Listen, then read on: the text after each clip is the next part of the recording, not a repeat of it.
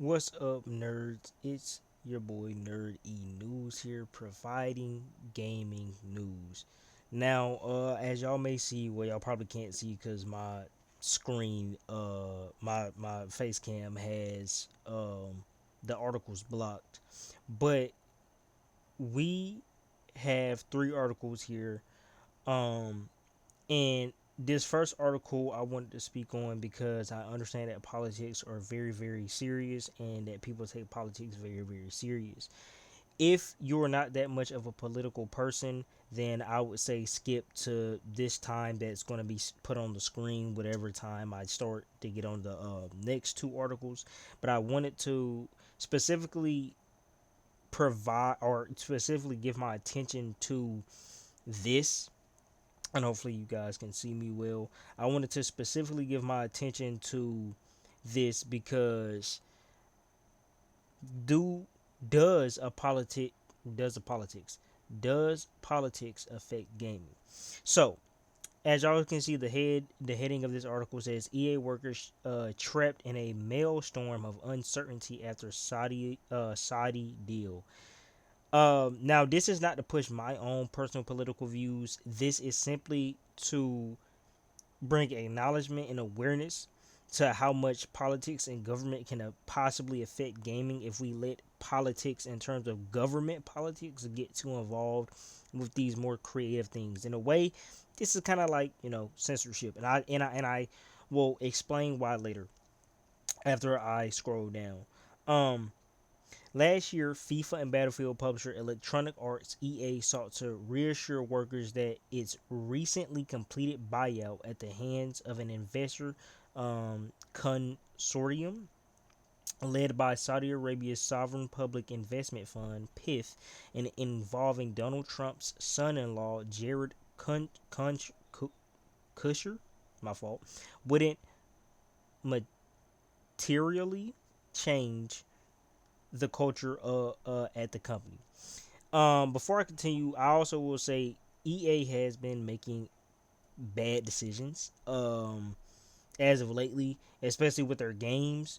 And the concerns that these workers, that the EA workers are bringing up, are very valid. I would say, especially since giving the history of EA and how they have been continuously making bad decisions, and also in a way disrespecting their fans.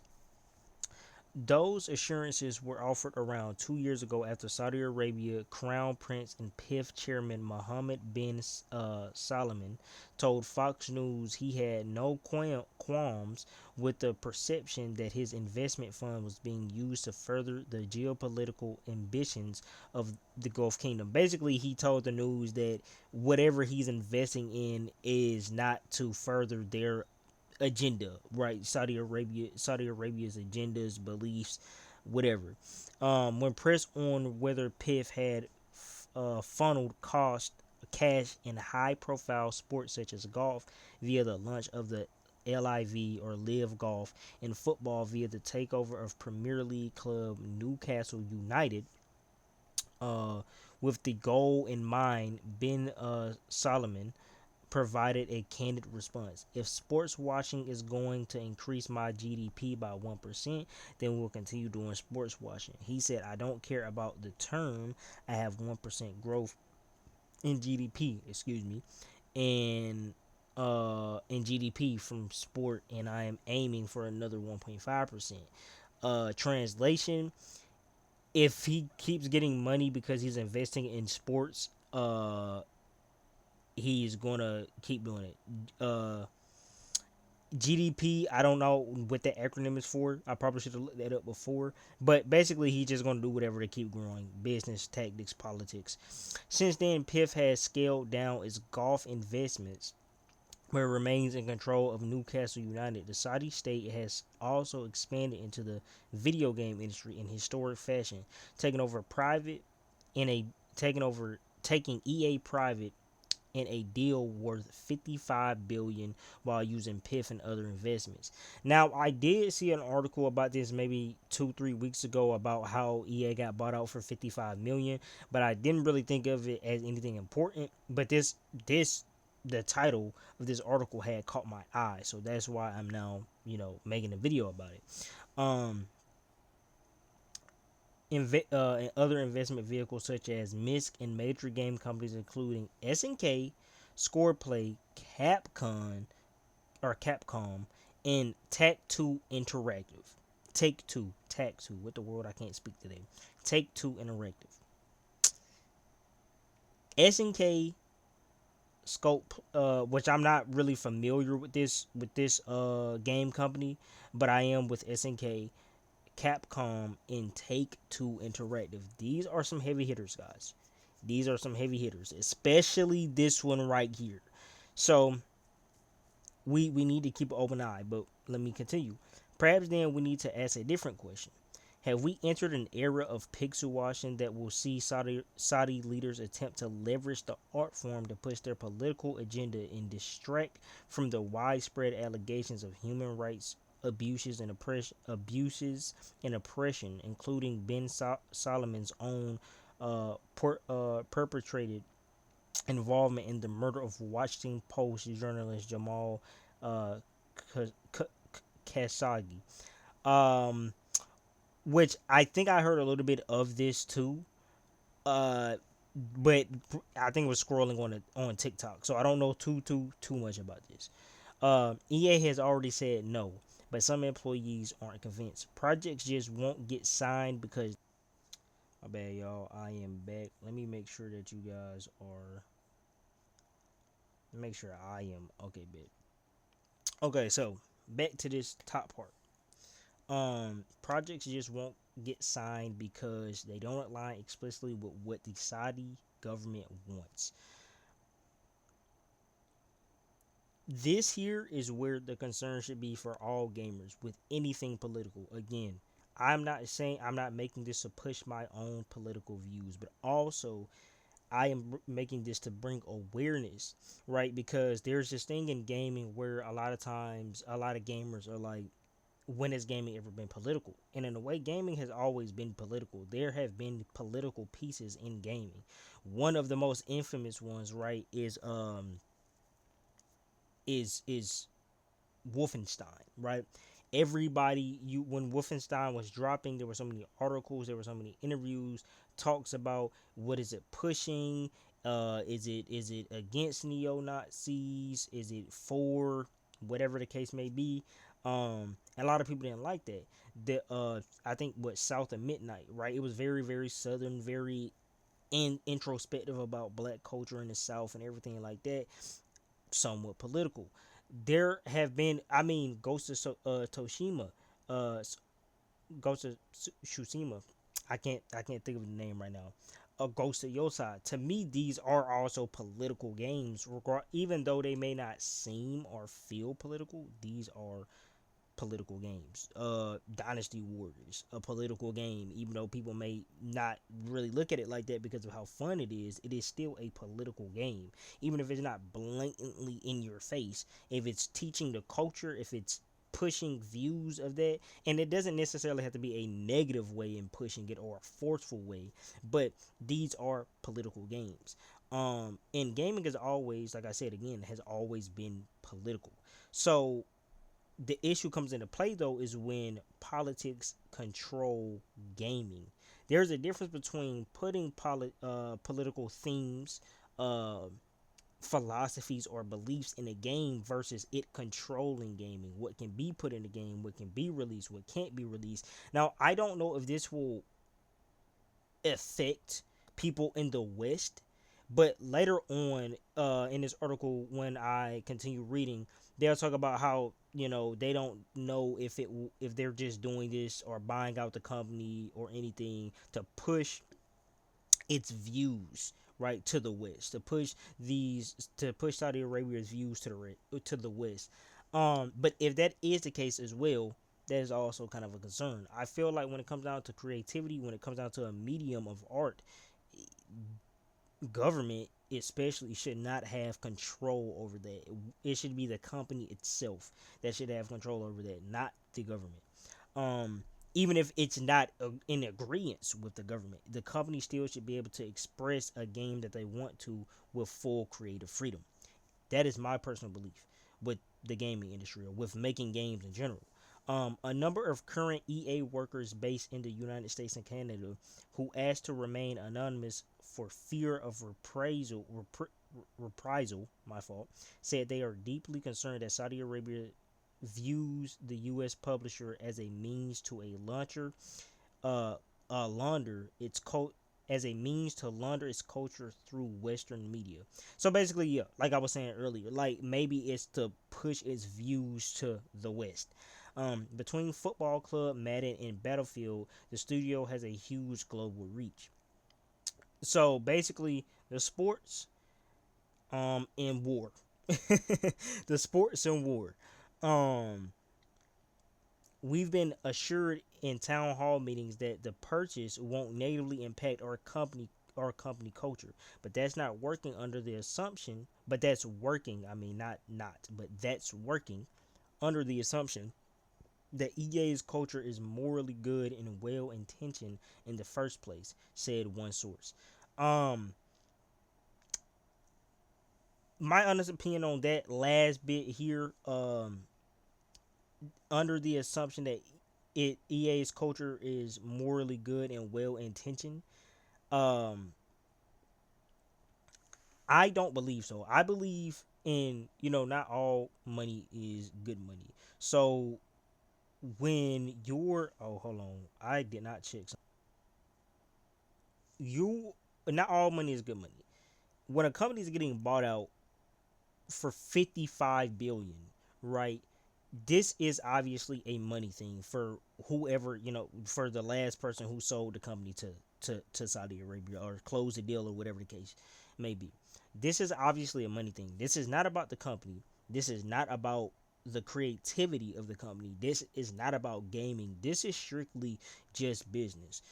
So, and the sad thing about business is not always your best friend. You will think that business is your best friend and that business cares, right? But money washes away all sins majority of the time for most people.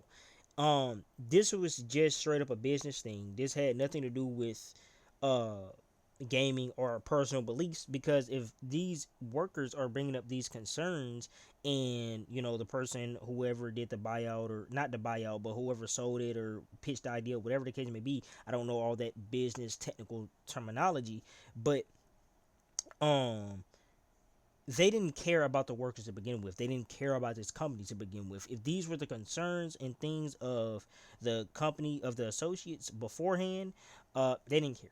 They didn't care. So I believe this year that under the assumption that EA's culture is morally good and well intentioned, you need to. This is heavily quotation mark. This needs to have a big red, a big eye on it, right? People need to be looking at EA under a scope and seeing how it goes. Said one source. Another person described the buyout as a way for Saudi Arabia to distract from its regressive human rights recorded by co-opting an established and comparatively progressive company culture. Um, so basically, they're saying here that the reason why Saudi Arabia did this or made this buyout was so that people wouldn't focus on what's going on there and how they're treating, their people over there. Um, Everyone we spoke with said EA leadership is adamant the deal will not affect how the company operates creatively, but some employees are struggling to find the truth in those words. One source said many workers have been left in a state of cynicism after the deal completed, even within some even within some of the publisher's more stable studios, such as the sim developer Maxis. Publicly, Maxis has stated that its commitment to values such as inclusivity, choice, creativity, community, and play has not wavered and will persist through 2026 and beyond. That statement was published January this year after the deal was announced.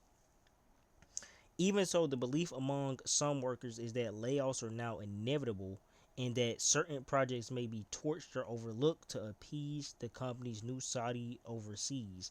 There's no expectation that EA leadership will be transparent about why any of those decisions are being made, that especially now they are not obligated to explain themselves to shareholders. And this here is also a big concern. Um, the belief among some workers is that layoffs are now inevitable and certain projects may be torched or overlooked to appease the company's new Saudi overseas. So, this is where now, earlier, y'all may, when I said maybe I don't know if it will affect the West, this here now then brings a different question for me. And maybe it should bring, and not even maybe, it should bring a different question for you. If they're saying these things, like the belief among some workers is that layoffs are now inevitable and that certain projects may be torched or overlooked to appease the company's new Saudi overseas, this potentially could affect the West. Now, I'm not saying that a lot of people are looking forward to EA games. Obviously, a lot of it is probably the ball and gun gamers who are looking forward to games that are being published by EA. But on one end, you can look at this as the ball and gun gamers have to now migrate over and expand their palette in gaming, right? Because hey, maybe there may be some view pushed in a Madden game, in a sports game. There may be a political view pushed in a Battlefield game. And I'm not here to insult anyone's intelligence. I believe on that other side of the spectrum, this will not make people who buy or like EA as a company or like the game that they publish stop playing their games. And I say this because a lot of times when people are playing Battlefield, a lot of people play Battlefield online. A lot of people aren't playing story mode, and a lot of people also aren't doing like essays, academic like essays or breakdowns of the story. Besides, obviously, if you're like a content creator or something, or if you just love story and gaming a lot. But no one is doing that. So a lot of these players are probably not even going to realize the agenda or what is being pushed onto them, right? It may just be fun, especially if with the core of gaming, which is fun, if fun is still included in that, they probably won't know. But it's still an issue because if projects may be torched or overlooked, this is bad because that means if new IPs potentially are in the works or if new IPs if EA for whatever reason wants to invent a new IP, make a new brand, a different game, and not and do something completely different than brand, this is an issue. Right, this is one of those issues that is a for the foreseeable future issue. It may not be a right now issue, but it is definitely for a foreseeable future issue. Um, the Crown Prince is not going to get the Crown Prince is not going to get onto a town hall and say we are no longer doing these things, but instead projects just won't get signed because they don't align explicitly with what the Saudi government implicitly um wants or implicitly because EA will think, oh, we're going to try and cater these things to our owners because if we pitch something else, the government may not like or approve it. Another issue. Why is creativity in the eyes of a government? This makes no sense. We're sitting here, like, think of it like this, right? Imagine you, right? You're sitting at home right now, and let's say you make music, right? I'm going to use three examples. We're going to use a musician, we're going to use artist, and we're going to use what's another creative thing that people are doing big. And let's say you're an author. Let's say in order for you to drop music, let's say you're a BandLab artist, right? You don't even have FL Studio. You have BandLab. Imagine before you can publish your BandLab song on YouTube, YouTube has to approve it and has to go through this process. And if YouTube doesn't like it, you can't post it on YouTube. Imagine trying to post that song on Spotify or iTunes, or Apple Music, whatever the case may be. And I said iTunes. I don't even think it's iTunes anymore. I think it's Apple Music. I'm tweaking. Um, Spotify, SoundCloud, whatever. Uh, and the moderation of SoundCloud, not AI, not a bot, the actual moderation, actual people have to approve it. And let's say this person is like, yeah, this song is trash. We don't want it on our platform. You can't do your passion. You can't do what you love. An artist. Let's say you put your blood, sweat, and tears into this piece, to this art piece, regardless if it's realism, if it's a cartoony style, anime style, whatever style it is. But in order for you to post it anywhere, DeviantArt, Instagram, Twitter, whatever the case may be, you have to get approved by moderation. But if someone says, I don't really like this, the shading is kind of off, or the perspective is kind of buns, I don't really want this on our site, you're not going to get it on here. And then same thing with the author, with an author, so on and so forth. This is like I said, a foreseeable future issue that actually needs to be considered with gaming in general. EA EA is just the stepping stone. Okay, I want you guys to understand. If you go back, if we go back up to the companies that they said that they were trying to get, EA is just a stepping stone. And I don't mean just Saudi Arabia. Okay, I mean other countries, other political nations, or strong political figures, right? Because if this does well for Saudi Arabia, what says that other government won't try it? You know what I'm saying? What says that other governments won't try it and won't try to get into it? So again, we need to be careful. I won't spend too much time on this article. I'm probably going to make a different video having more concise and connected thoughts, right, with this.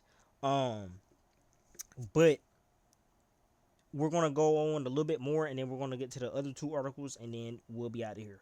Okay, now let's you guys go. Yet,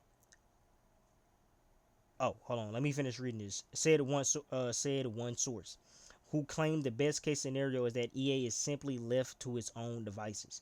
Yet, even in that context, those we spoke to explain it is still hard to stomach being owned by a regime accused of oppressing its own people, often with lethal force. Excuse me. It's certainly hard to feel good about being bought out by a regime that's very much at odds with progressive society. So it is surely detrimental to anyone who finds this buyout morally odious. It's not a good feeling, one source explained. Another person said that they feel dirty knowing that they now work under ownership that views their queer friends and family as inhuman. If EA had a culture that had any semblance of a moral backbone, it wouldn't get in bed with a prince who is disgusted by many of his current employees, sexualities, and ethnicities, they added. Then you have Jared Kusher and this disgusting business stew, which just adds insult to injury. I feel gross just thinking about it, but there's nowhere else to go. I love to leave, but the jobs aren't there and I have to pay bills. And this is another issue. Now, I can go on a whole nother tangent, right? But this is about gaming news. But I can go on a whole nother tangent and talk about how, uh, when it comes down to working jobs in general, this is sadly the case for a lot of people, right? You may not align with the views of your job or the owners or even your manager or whatever, but it's hard to find jobs, it's hard to get jobs, and you have to work at these terrible establishments. Same thing with the gaming space, and even more so with the gaming space, because the layoffs, when you see these layoffs, and then you have people like who here are worried, right? They're like, my beliefs, my core values, how I am as a person, right? We don't know who this person is talking, but let's say this person here is talking is of the LGBTIAQ plus, right, community. Let's say that they are. They some people will sit there and be like, this is snowflake behavior, right? You shouldn't worry about this. If you've been doing your job good, why care? Why care? Because it can affect you. your very job is getting affected because if it doesn't align with the views. But then also your very position that you work may be affected because of who you are. This is not a good thing for anything, for gaming, real life. But since we're on the topic of gaming, for gaming at all, Nintendo wipes out 400 more Switch emulators. Nintendo fans, watch out, the Nintendo ninjas is coming for you. Repositories on GitHub as it continues its fight on piracy. Okay, so back in May 2024, the company took down more than 8,500 clones of Switch emulator Yuzu by issuing a single DMCA notice to GitHub, which led to the site removing 8,535 repositories containing versions of the emulator. This was followed by another DMCA notice submitted in February 2026, in which Nintendo asked GitHub to take down the repository still containing Yuzu, as well as those containing at least 12 other Switch emulators. Now, as reported by Torrent Freak, a further 7 DMCA notices have been filed by Nintendo, once again asking GitHub to wipe out any instances of Switch emulators on the site. As a result of these 7 DMCA takedown requests, 401 GitHub repositories have been removed, all containing Switch emulators. The emulators most affected by this is Suyu, one of the more popular successors to the now collapsed Yuzu. Of the 401 repositories removed, 311 or 311, you wouldn't put the word "and" there, but 311 of these contained Suyu. Others removed included Android Switch emulator Skyline, the C, I guess that's C chord based Mono NX, in numerous forks, or C pound, I don't know, of emulators that use Yuzu as a starting point. Now, if anyone visits any of the 401 GitHub repositories affected, they're presented with a notice explaining to them they've been taken down, along with a link to the DMCA notice by Nintendo. Now, the reason why I brought up this article is two reasons. One, because it's crazy to me that these companies, like, I understand why they're doing this, because I've always said what emulation is, I think that emulation should not be looked at as ethnically or legally bad if it's emulating consoles and games that are not going to get remastered or remade, or they're stuck on a console that a lot of people cannot get now because, things like Amazon, eBay, people are charging crazy prices for these things. But also, the people who have like the AYN Thors and all this other stuff, these people that are emulating, y'all things might get compromised. Now, it doesn't seem like they're trying to legally do anything in terms of like get people who have it downloaded on their whatever device you guys have it downloaded on. But I'm mainly also doing this for you guys to be on the lookout, right? If you randomly see one day that your junk is just either not installed, or hey, if you guys are trying to go and get a Switch emulator, allegedly, and it's none to be found, and also this can open up for more like scamming sites, hacker sites, malware sites. uh be careful. Be careful. Distribution of these emulators continues unlawful trafficking, Nintendo says. The reported repositories offer link to or otherwise provide access to Nintendo Switch emulators.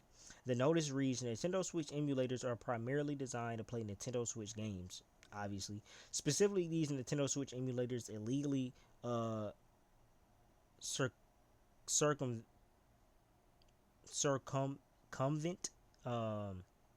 Nintendo's TPMs in order to run illegal copy. I don't think. Yeah. This doesn't. Yeah, no, this doesn't. So yeah, but not least, Marvel Token Fighting Souls sold fewer than 3,000 physical units in Japan. in its first week. Now, this is an issue because the company under Marvel Token, right, has a big following over there. Arc Systems has a big following. Um, and later on in this article, we will also see that it's also not playing that good in the West. And I'm going to talk about why I think so. So, Marvel Token Fighting Souls has sold fewer copies than most other Arc System Works games in its first week in Japan. That's according to Game Data Library on Twitter. I'm not gonna call that junk X on Twitter, which is reporting just 2,814 total copies were sold in the first week at retail. Game Data Library goes on to say first week retail sales of Marvel Token in Japan were below 3K units. This is the worst launch for an Arc System fighter in Japan, excluding super niche stuff like DNF Duel, well below most of the Guilty Gear, Blaze Blue, and even under Night and Birth very poor launch.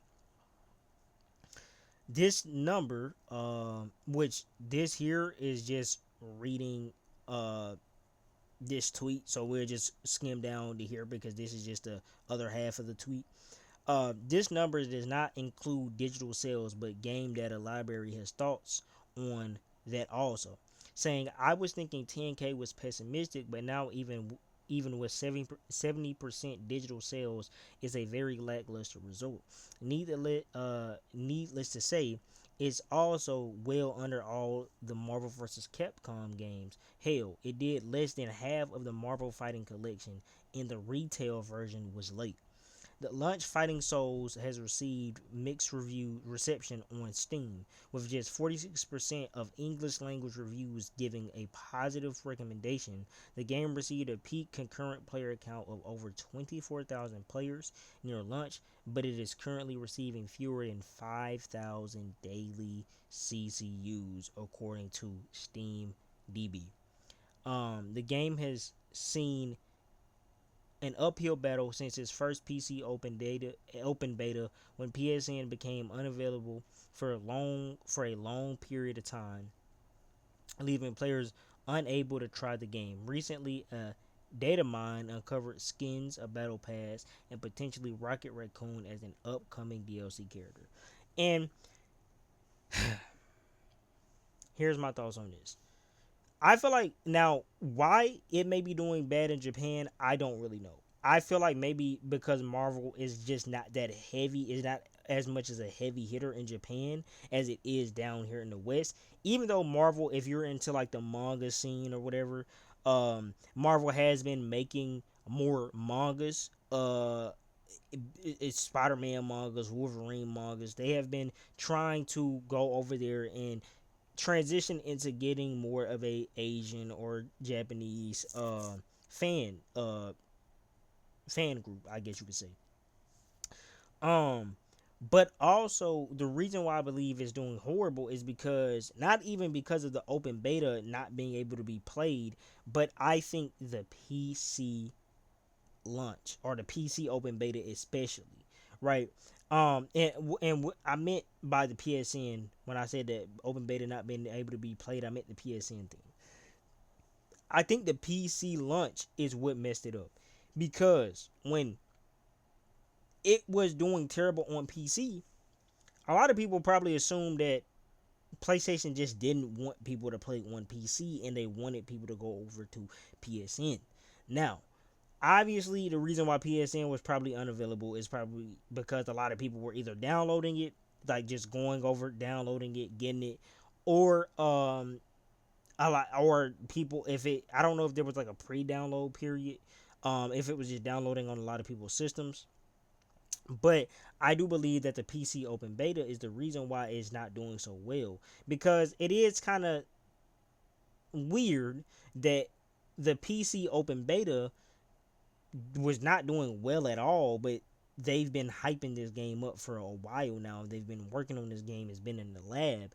But also this game, in terms of fighters, from what I've heard from a lot of people, is it's a very very beginner friendly fighter. It's very easy to get into, and with things like Tekken and even Street Fighter, even though the newest Street Fighter introduced that more easier combat for beginners, but the fact that people do, or a lot of people do, play a lot more input heavy fighters, I feel like is another reason why this game is not doing so well. I do think that this game will get a spike every once in a while when they release new characters. Maybe not so much with skins, unless they do some dead or alive junk where they Gooner skins. Um, but even then, I don't think that would really bring it back to life. I think that would just make the incels, the Gooners, be the ones that are like proud and happy. But I I don't think I don't want this game to do horrible. It looks fun. I've seen gameplay of it. I haven't played it myself personally. Me personally, I don't really even like fighters that much. The only fighter that I for real liked like that was King of Fighters, and I think it was like King of Fighters '98 or something like that that I played. Um, but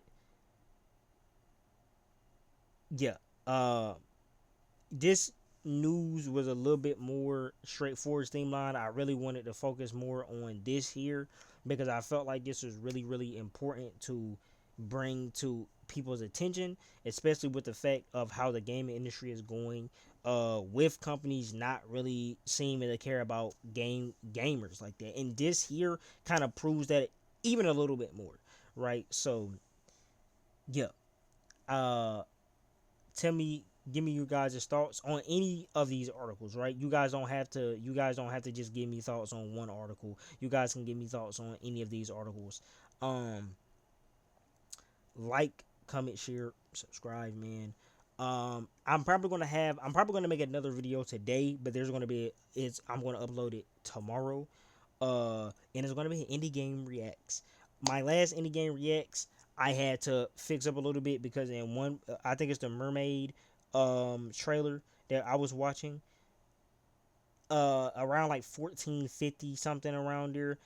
I had to cut out the audio because it was copywritten. So from now on, what I'm probably going to do is either not like have the audio turned off, or turn it down, make it really really low, or I don't know, because I do eventually want to get this channel monetized, and I don't really want any copyright strikes. So yeah, but let me know you guys' opinion, man. I love you guys, and see y'all.